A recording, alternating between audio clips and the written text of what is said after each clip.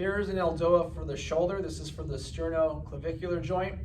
To find that area, if you just palpate your collarbone, so feel at the top of your collarbone and work all the way down to the middle, you're going to find your sternum. So that's at the very center of the chest. You'll feel the bone. And at the very top, you should feel a little bit of a groove or a ridge at the top of your sternum.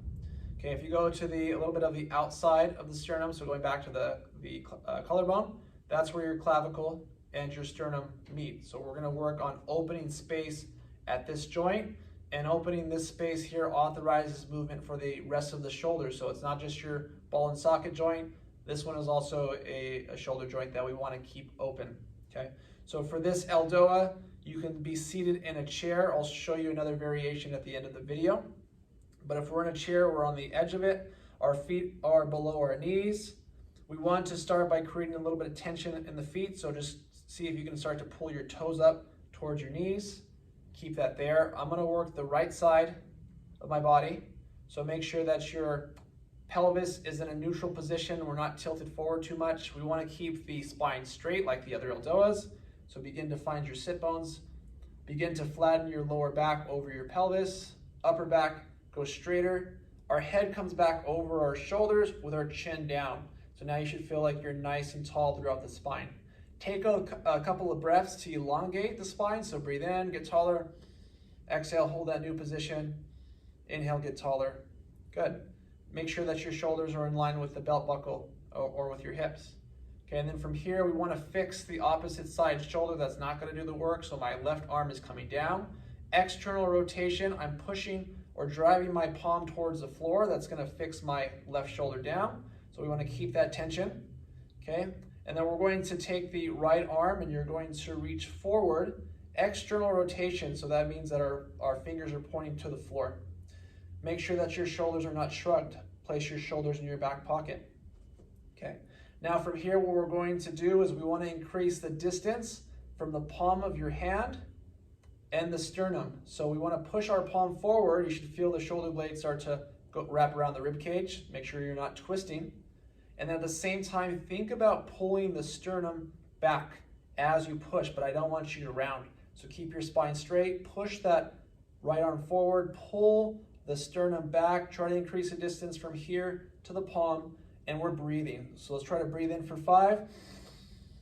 Exhale for 5, pushing a little bit more, pushing a little bit more. Breathe in for 5. Pushing a little bit more, try not to round the back, try not to rotate, keep everything straight. Keep pushing that opposite arm down to the floor. Keep pulling your toes up. Try to go a little bit more on this next breath, a little bit more distance, going for a minute. Deep breath in. Breathing out, good. Do another breath in. Turn the fingers down a little bit more. Don't shrug your shoulders. Exhale, increase that distance.